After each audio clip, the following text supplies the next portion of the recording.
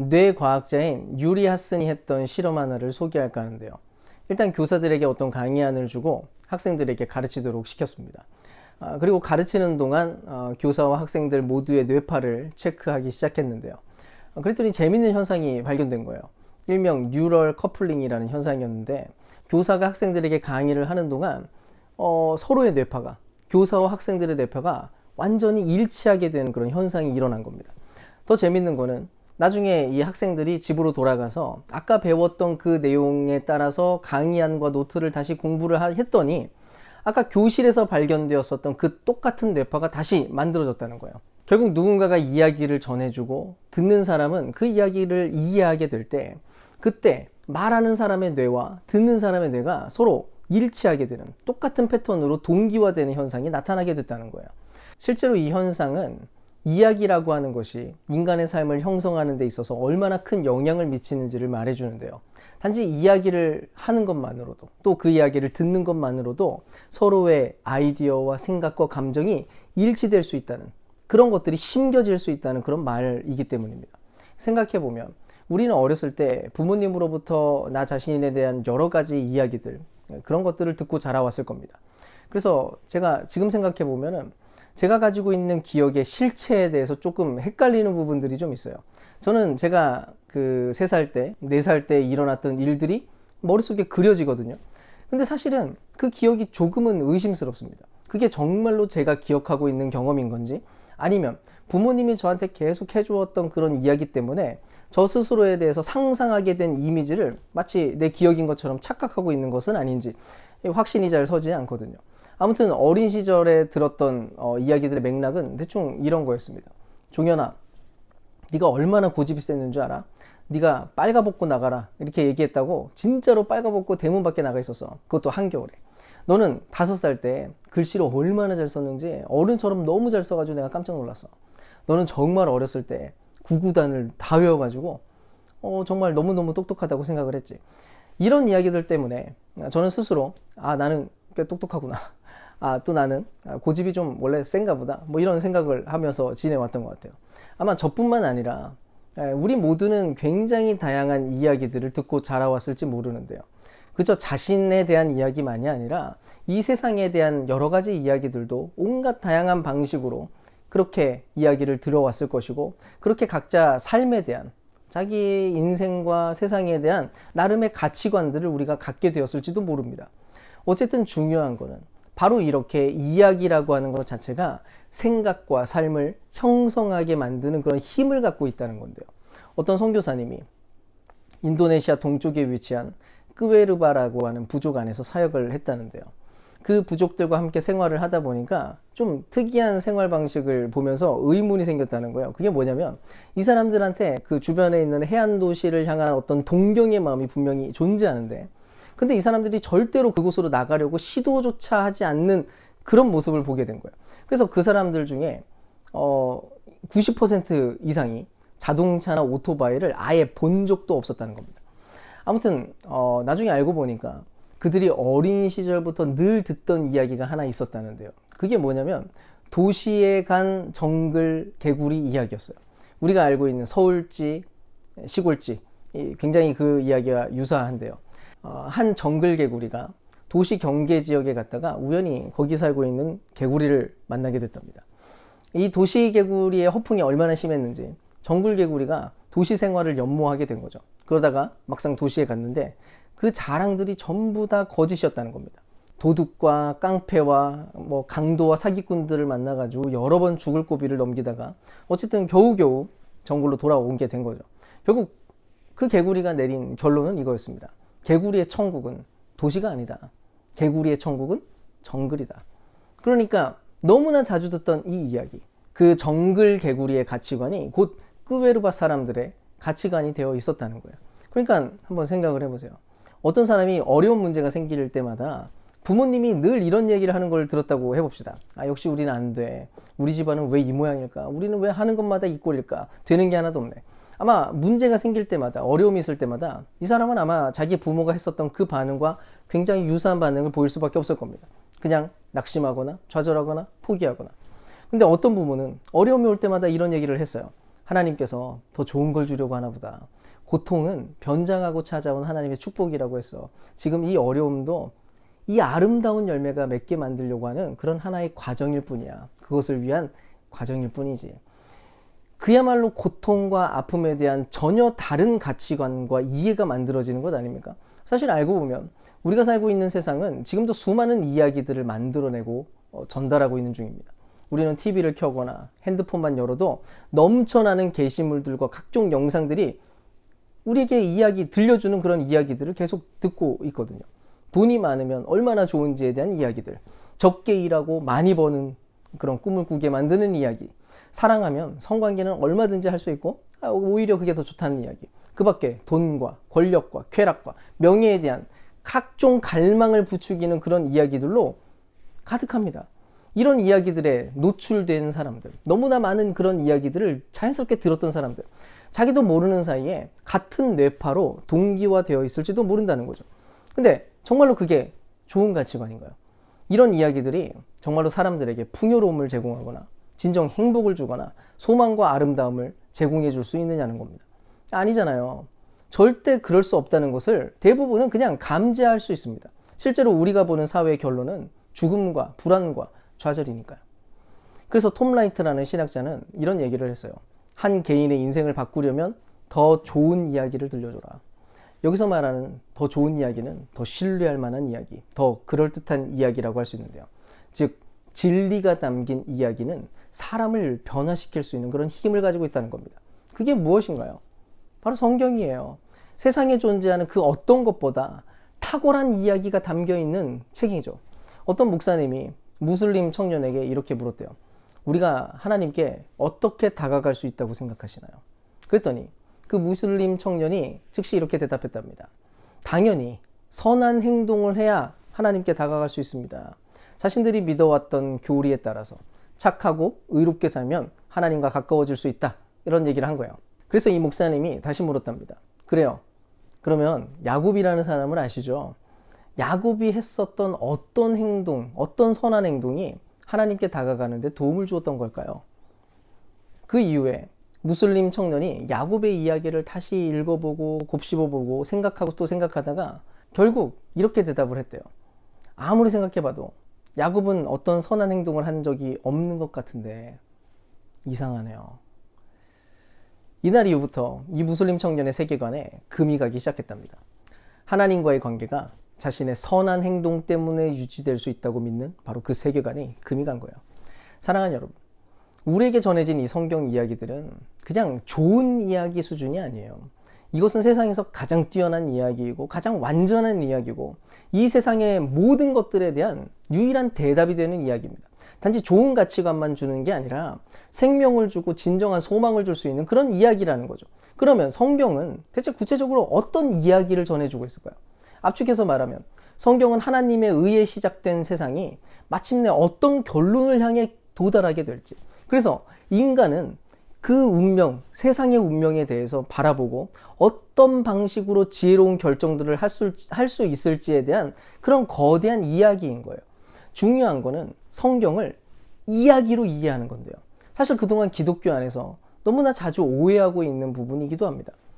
성경이 이야기라는 거는 간과해버리고 마치 교리 모음집처럼 생각을 하거나 그냥 경건생활 유지용 이런 도구 정도로 그렇게 생각을 한 거예요.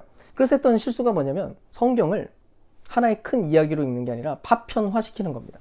성경을 전체 흐름 안에서 담긴 스토리와 맥락을 파악하려고 하지 않고 필요한 경구들만 일부 선별하고는 지극히 개인적인 수준의 교훈으로 만드는 데 그치는 거예요. 원래 성경 이야기는 예수께서 바라보시던 그 세상을 함께 보게 만드는 그런 힘이 있었습니다. 예수께서 살아가시던 그 세상을 우리도 그 안에서 살아갈 수 있게 만드는 힘을 가지고 있었다고요. 그 이야기를 들을 때 우리의 뇌파와 하나님의 뇌파가 연결이 되고 말씀 그 자체이신 그리스도의 뇌파와 우리의 뇌파가 동기화되어야 했다는 거죠. 근데 그런 일이 일어나지 않고 있다는 것 아닙니까? 여전히 세상이 전해주는 이야기가 훨씬 더 큰 세계관으로 작동하고 있고 세속적인 그 세계관 한가운데에서 성경은 그냥 파편처럼 조각조각 거기에 끼어 있는 것처럼 보이는 거예요. 세속적 세계관에 적당히 끼워 맞춰진 모습으로 액세서리처럼 그렇게 남아있게 되고 말았다는 겁니다. 그래서 그리스도를 붙들고도 여전히 돈을 추구하고 예수의 이름으로 여전히 명예를 소망하고 기도와 성령의 능력으로 오직 성공만을 성취하는 꿈을 꾸는 일들이 비일비재하게 일어나는 건 아닌가요? 하나님 나라를 위해 약자의 편에 서고 희생과 사랑을 이루는 길에 헌신하는 그런 일들은 쉽게 발견하기가 어려운 거예요. 네, 어쩔 수가 없죠. 성경을 이야기로 받아들이지 않는 한, 그냥 파편으로 만들어버리는 한, 결국 기독교는 거짓된 세계관을 박살내버리지 못하고 아무런 비전도 제공할 수 없게 되는 겁니다. 그냥 세속적인 비전, 세속적인 세계관에 빌붙은 마치 악성 코드처럼 작동하고 말겠죠. 딱 미신 수준의 기독교 말입니다. 사랑하는 여러분, 성경은 겨우 그런 수준으로 이해될 수 없는 거예요. 이 책은 태초부터 바로 오늘까지 그 진행을 전혀 멈추지 않고 지속해온 이야기이고 앞으로 나타날 미래의 궁극적인 회복을 기다리는 그런 이야기거든요. 그래서 우리는 이 이야기가 어디에서부터 시작되었고 어디를 향해 가는지를 날마다 비추어 보아야만 하는 것이고 우리는 과연 그 안에서 어떤 역할을 맡게 되었는지를 깨달아야만 하는 것입니다. 그런 면에서 중요한 제안을 하나 드리려고 하는데요.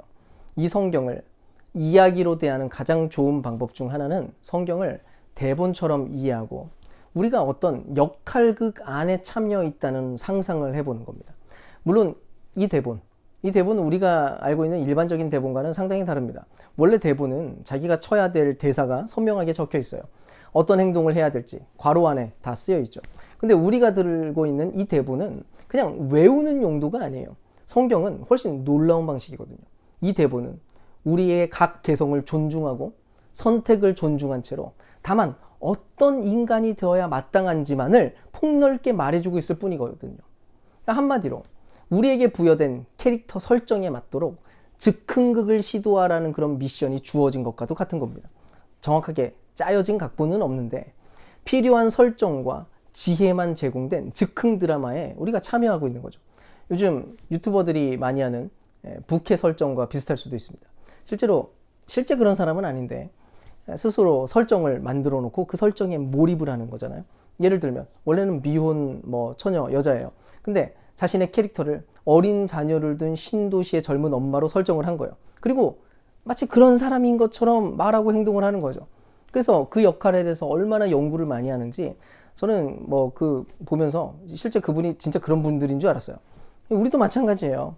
인간은 대체 뭔지, 하나님의 자녀라고 하는 존재는 원래 무엇이어야 했는지 그 역할, 그 모습, 그 정체성에 대한 깊은 이해를 가지고 이 역할을, 이 즉흥극에 참여하는 삶을 사는 겁니다. 그래서 자유도가 높고 때로는 어렵게 느껴질 수도 있어요. 어쨌든 대사도 자기가 직접 만들어야 되고 행동도 직접 내가 시도해야 되거든요. 게다가 우리가 서 있는 무대가 너무나 다양하기 때문에 훨씬 더 많은 고민이 필요할지도 모릅니다. 어떤 사람은 평화로운 지역에 있지만 또 누군가는 전쟁 한가운데 서 있기도 하고요. 2023년에 20대 청년 상황에 서 있는 상황도 있고 40대, 50대의 상황은 또 다른 면들을 가지고 있겠죠. 하지만 자기 역할에 대한 그 이해가 높아지면 높아질수록 내가 서 있는 그 무대에 대한 몰입도가 높아지면 높아질수록 우리가 치는 그 대사, 그 애드립은 훨씬 능숙해질 것이 분명합니다. 우리가 이 책 안에 산다는 거는 바로 이런 뜻인 거예요. 그러니까 우리가 어떻게 해야 되겠습니까? 이 대본을 전달해 준 작가가 어떤 의도를 가지고 있는지를 더 자세하게 알아야 되는 것이고 처음부터 지금까지 어떤 이야기들이 전개되어 왔었는지도 선명하게 이해가 되어야 한다는 거죠. 그동안 교회가 외치던 수많은 대사들, 교회가 외치던 수많은 애드립들이 때때로 끔찍하게 느껴졌던 이유도 이 부분에 대한 이해가 부족했기 때문입니다. 물론 그렇다고 해서 우리가 모든 것을 완벽하게 준비해야만 무대에 오를 수 있다는 것은 절대로 아니에요. 오해하지 마십시오. 사실 우리 모두는 이미 무대에 올라와 있거든요. 차라리 이렇게 이해를 해야 돼요. 어차피 무대에 올라와 있으니까 쪽팔리지 않기 위해서라도 대본을 더 자주, 더 분명하게 파악할 그럴 시도가 필요하다는 말이죠. 다만 안심할 수 있는 소식 하나를 전해드리겠습니다. 이 이야기를 직접 쓰시고 또 진행시키시는 작가이자 감독이 워낙 유능하시기 때문에 이 이야기는 어찌되었든 반드시 최종 이야기에 도달하게 될 거라는 겁니다. 아무리 연기력이 부족하고 이해력이 딸리는 형편없는 배우 때문에 즉흥극을 망치는 것처럼 보여도 그것조차도 감독의 통제 아래 있을 것이고 결국 그분이 원하는 엔딩을 보게 만들 거라는 겁니다. 물론 그래도 우리는 여전히 계속해서 좋은 배우가 되기 위해서 노력할 필요가 있는데요. 이 방면에서 가장 탁월한 롤모델 한 분을 소개해 드리겠습니다. 제가 아는 한 이 책 안에서 살아가는 데 있어서 가장 탁월했던 분은 예수님이셨습니다. 그분은 가난한 동네의 한 소년으로 태어나셨는데요. 아마 어릴 적부터 엄마로부터 특이한 이야기를 자주 들으셨습니다. 처녀인 상태로 임신했다는 그런 이야기에서부터 그때 천사로부터 들려왔었던 여러 가지 소식들과 이야기들, 또 마국간에서 태어나게 됐는데 기어이 찾아온 동방박사들과 목자들에 대한 이야기들까지 말이죠. 또 예수님은 어린 시절 회당에서 성경 이야기들에 몰입했을 테고요. 마침내 예수님은 그 모든 이야기들 속에서 자신이 누구인지에 대해서 알게 되셨습니다. 아마 12살이던 그때 예루살렘의 성전에서 토론을 하던 당시에는 이미 자신의 역할이 무엇인지에 대해서 선명하게 이해하고 있었던 것으로 보이는데요. 예수님은 자신의 사역을 통해서 성경 이야기가 절정을 향해 가게 될 거라는 것을 그분은 확신하셨습니다. 구약에 다양하게 소개되어 있었던 구원자적인 임무들, 전부 자신이 수행할 내용이라는 것을 깨닫게 된 거죠. 하나님의 독생자로서의 그 순종, 고난받는 메시아에 대한 모든 예언에 따라서 자신의 십자가 죽음으로 그렇게 하나님의 나라가 성취될 것에 대해서 예수님은 명확하게 이해하고 있었다는 거예요. 바로 그 이해 덕분에 주님은 명확하게 거침없이 외칠 수 있었습니다. 때가 찼다. 하나님의 나라가 가까이 왔다. 바로 그렇게 자신이 메시아라고 하는 그 이해, 하나님의 사랑받는 존재라고 하는 그 이해, 그분의 아들이라고 하는 그 이해 속에서 예수님은 그 맡겨진 역할을 고뇌와 순종으로 마침내 완수해냈던 거예요. 그리고 부활 이후에는 어떻게 하십니까? 엠마오로 내려가는 두 제자에게 모든 이야기들을 다시 설명해 주십니다. 성경이 전해왔던 모든 이야기들이 어떻게 그리스도이신 예수 자신의 사역으로 절정에 도달하게 되었는지, 이제 남겨진 제자들에게, 남겨진 존재들에게 맡겨진 그런 일들은 대체 무엇인지, 그 역할은 무엇인지, 그 모든 내용들이었어요. 그렇게 뉴럴 커플링이 일어나고 예수님의 삶, 그분의 가치관이 곧 제자들의 가치관으로서 공유되기 시작한 거예요. 그 덕분에 제자들과 모든 초대교회 성도들의 구약을 바라보는 관점은 완전히 바뀔 수밖에 없었는데요. 왜요? 자신이 서 있는 삶의 이야기가 이제는 구약의 이야기들이 절정을 꽂고 지나왔다는 것을 깨달았기 때문입니다. 구약의 이야기가 전개되어 오다가 드디어 예수님을 통해서 완전히 성취되었다는 것을 알았던 거예요. 그래서 안식일, 유월절 지키던 그 모양들을 전부 멈춥니다. 이제 안식일이나 유월절은 그리스도의 사역 안에서 절정으로 도달했고 마침내 성취되었다는 것을 그들이 확신했거든요. 만약 이들이 여전히 그것을 지키려고 한다면 그거는 예수님이 이룬 그 성취를 인정하지 않거나 혹은 그 성취를 제거하는 일과 다름없다는 것을 알게 됐던 거예요. 바로 이렇게 초대교회 성도들은 즉흥극을 훌륭하게 수행해냈고요. 새롭게 주어진 자신들의 역할, 그 사도행전적인 삶을 마침내 살아낼 수 있었던 겁니다. 사랑하는 여러분, 우리 역시도 새로운 무대에, 새로운 막 위에 올라와 있습니다. 창조의 서막에서부터 타락이 가속화되던 2막이 있었고 이스라엘을 불러서 일하시던 3막이 지나서 마침내 예수님이 오셨던 4막, 그 절정의 순간도 지나갔습니다. 그리고 초대교회에서부터 바로 지금까지 성경 이야기가 마침내 끝을 향해 달려가는 그 길목인 제5막에 우리가 서 있는 거예요. 예수님께서 다시 오시는 그날, 그제서야 영원한 최종막이 오르게 되겠지만 어쨌든 중요한 것은 지금 우리는 제5막인 교회 시대에 지금 서 있다는 것입니다. 기독교는 절대로 고여있는 물이 아닙니다. 우리에게 모든 시대에 들어맞는 대사가 존재하는 거 아닙니다. 만약 우리가 아무 생각도 하지 않고 그냥 외운 것만 외치겠다는 각오로 뛰어들면 우리는 절대로 이 즉흥극을 정상적으로 마치지 못할 거예요. 아무 맥락 없이 반사적으로 튀어나오는 대사를 던지면 아마도 그냥 엑스트라로 사용될 수밖에 없겠죠. 이미 말한 것처럼 성경 이야기를 더 깊이 이해할수록, 현재 무대 상황에 더 깊이 몰입할수록 즉흥극의 완성도는 더 높아질 겁니다. 신학자 샘 웰즈는 이런 말을 했는데요. 배우들이 대본 없는 즉흥극에서 두려움을 느끼지 않고 공연할 수 있는 이유는 오랜 연습을 통해 자신과 상대 배우를 믿기 때문이다. 우리도 마찬가지예요. 신앙 공동체 안에서 서로 신뢰를 쌓아가는 훈련을 해나가는 동시에 우리 자신이 그리스도를 닮은 존재로 훈련될 때까지 내가 알고 있고 소망하는 바대로 거침없이 대사를 내뱉어야만 한다는 것입니다. 그래서 어떤 면에서는 성경을 읽어 나가는 것보다 하나님 나라 백성답게 살아가려고 하는 그 시도가 먼저인지도 몰라요. 제가 전도사 시절에 약 2, 3년쯤 헬스에 미쳐 있었는데요. 그 당시에 제가 2권의 헬스 잡지가 있었는데 그 잡지책을 제가 얼마나 많이 읽었는지 모릅니다. 그 책이 워낙 대단한 책이어서가 아니고요. 그냥 헬스가 너무 좋았고 관심이 너무 많았기 때문에 계속 눈앞에 있는 그 헬스 책을 계속 펼 수밖에 없었어요. 계속 보게 되거든요. 거기에 있는 멋진 몸과 거기에 있는 운동기구들을 보는 것만으로도 그것을 또 어떻게 먹고 어떻게 운동을 해야 되는지 나오는 그 모든 내용들을 보는 것만으로도 영감에 사로잡혔거든요. 근데 어느 순간 헬스를 그만두고 몸이 이제 이 모양 이 꼴이 된 이후부터 더 이상 그 책은 손도 대지 않았고요. 결국 버려지고 말았습니다. 다시 찾을 생각도 없고요. 똑같아요. 성경을 대하는 게 먼저가 아니라 사실은 살아가는 게 먼저입니다. 그래서 저는 교회가 너무나 중요하다고 생각을 해요. 함께 몸담은 교회가 성경을 진정 살아내는 교회일 때 함께하는 이들이 모두 그런 삶을 추구해 나갈 때 자연스럽게 대본을 보고 싶어지는 거니까요. 생각을 해보세요. 여러분에게 헬스 잡지를 꺼내주고 좋은 책이라고 열심히 세뇌시키면서 읽어보라고 해도 읽으시겠어요? 아마 억지로 읽었다고 해도 헬스장 근처에 갈 생각이 없는 사람들에게는 아무 효과가 없는 거예요.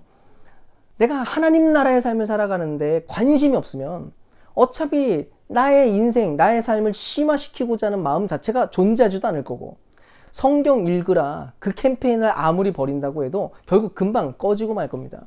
그런 면에서 저는 우리 교회가 먼저 하나님 나라를 살아내는 교회, 하나님 백성다운 삶을 추구하는 그런 교회가 되기를 간절히 소망하고 기도합니다. 이 교회에 몸담은 것만으로도 새로운 역할을 추구하는 그런 삶이 형성될 수 있기를 저는 갈망합니다. 돈과 권력에 대해서 세상과 전혀 다른 이야기를 나누는 그런 교회가 되고 결혼과 성에 대해서 또 명예와 기쁨과 행복의 근원이 전혀 다른 곳에 있다는 것을 보여주는 그런 인생을 사는 그런 교회가 되는 거죠. 그냥 우리 교회만이 아니라 온 한국 교회가 하나님 나라를 역동적으로 살아내는 그런 일들이 일어나기를 정말 기도합니다. 무엇보다도 오늘 우리가 이 책 안에서 이 성경 안에 살아가기로 결정하는 은혜가 있기를 소망하는데요. 예수님이 그랬던 것처럼 우리도 자신이 누구인지 어떤 역할을 받았는지를 제대로 알게 해달라고 기도하면서 그렇게 참여하는 겁니다. 우리가 교회가 되었다는 것이 대체 무엇을 뜻하는지, 성령의 전이 되고 하나님의 자녀가 되었다는 것이 무엇인지 그 역할을 훨씬 더 잘 이해하고 몰입할 수 있게 해달라고 말이죠. 감사할 것은 이 모든 일이 오롯이 우리의 몫은 아니라는 것입니다. 성령님께서 우리와 함께 하셔서 진리를 깨닫게 하시고 인도하실 테니까요. 이 시간 우리 모두가 이 책 안에 살라는 부르심 앞에 합당하고 온전한 모습으로 응답하는 은혜가 있기를 주님의 이름으로 축원드립니다.